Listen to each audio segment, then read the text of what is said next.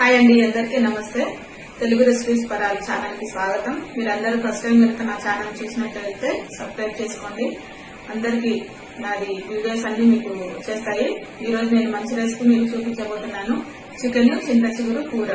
అది చాలా టేస్టీగా ఉంటుంది, సింపుల్ గా అయిపోతుంది, ఈజీగా అయిపోయే కర్రీస్ నేను చూపిస్తుంటాను. అందరూ నాకు సపోర్ట్ చేసి లైక్ చేయండి, షేర్ చేయండి, సబ్స్క్రైబ్ చేయండి. ఓకేనా? అందరికీ థ్యాంక్ యూ అండి.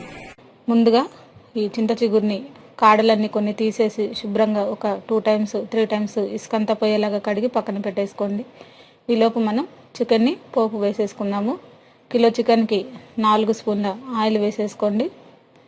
దీంట్లో ఉల్లిపాయలు మీడియం సైజువి 3, ఒక 5-6 పచ్చిమిర్చి,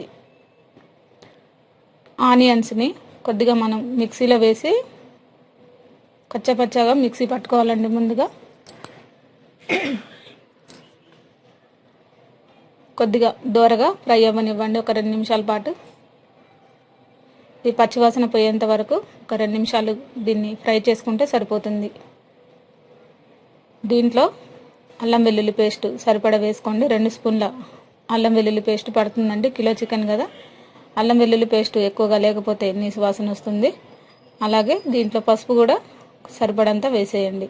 ఇది కూడా ఒక 2 నిమిషాలు పచ్చివాసన పోయేంత వరకు ఫ్రై చేయాలి. ఫ్రై చేసిన తర్వాత దీంట్లో మనం ఈ కడిగి పెట్టిన చికెన్ని వేసేయండి. ఈ చికెన్ కనీసం మనం ఒక ఆయిల్లోనే ఒక 10 నిమిషాల పాటు ఫ్రై చేసుకోవాలి. దీంట్లో ఆయిల్లో దాదాపు 10 నిమిషాల పాటు ఫ్రై చేసుకోవాలి.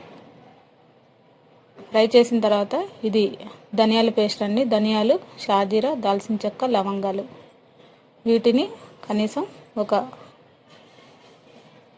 మెత్తగా పేస్ట్ అయ్యేంత వరకు ఫ్రై చేసుకోవాలి. ఒక చిన్న గ్లాసు వాటర్ వేసేసి ఫ్రై చేసుకోండి, మిక్సీ పట్టుకోవాలండి. ఈ గ్రేవీని దీంట్లో వేసేయండి ఒక 2 నిమిషాల పాటు. ఒక 2 నిమిషాలు ఇది పచ్చివాసన పోయేంత వరకు ఆయిల్లో ఫ్రై చేయండి. తగినంత ఉప్పు కూడా దీంట్లో వేసేయండి. ఉప్పు ముందుగా వేస్తే వాటర్తో పాటు చక్కగా ఉడికిపోతుంది. ఇప్పుడు ఒక 15 నిమిషాల తర్వాత దీంట్లో తగినంత కారం వేసేసుకోండి. పచ్చిమిర్చి ఘాటుగా ఉంటే కారం చూసి వేసుకోండి, లేదంటే కారం ఎక్కువగా అయిపోతుంది. ఆల్రెడీ లవంగాలు కూడా దీంట్లో ఘాటు ఉంటాయి.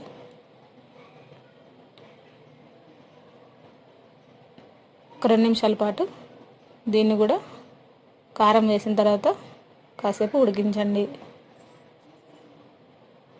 దీంట్లోనే మనం కొద్దిగా వాటర్ వేసేసి మరొక 10 నిమిషాలు ఉడికించుకోవాలి.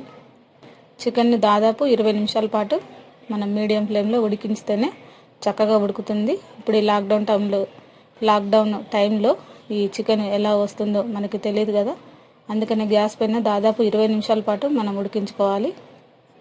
ఇప్పుడు దీంట్లో కరివేపాకు కూడా వేసేయండి.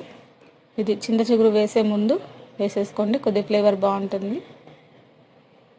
అలాగే ధనియాల పౌడర్ 1 స్పూను, దీంట్లోనే మనం గరం మసాలా పౌడర్ కూడా 1 స్పూను వేసి ఒక 2 నిమిషాలు ఉడికించితే సరిపోతుంది. చివరిగా దింపే ముందు ఒక 5 minutes ముందు మనం ఈ చింతచిగురిని దీంట్లో వేసేసుకోవాలి. ఇది మరీ దగ్గరగా కాకుండా మరీ ఫ్రై లాగా కాకుండా గ్రేవీలాగా ఉండేలాగా చూసుకోండి. ఈ గ్రేవీ ఉన్నప్పుడు కొంచెం దగ్గర పడిన తర్వాత చికెన్ దీంట్లో చింతచిగురు వేసేయండి. చింతచిగురు వేసిన తర్వాత ఎక్కువసేపు ఉడికించకండి, దాని ఫ్లేవర్ అంతా పోతుంది. ఒక 5 నిమిషాలు ఉడికితే సరిపోతుంది. ఇప్పుడు మనకి ఇది రెడీ అయిపోయిందండి. స్టవ్ ఆఫ్ చేసి సపరేట్ గిన్నెలోకి తీసేద్దాము.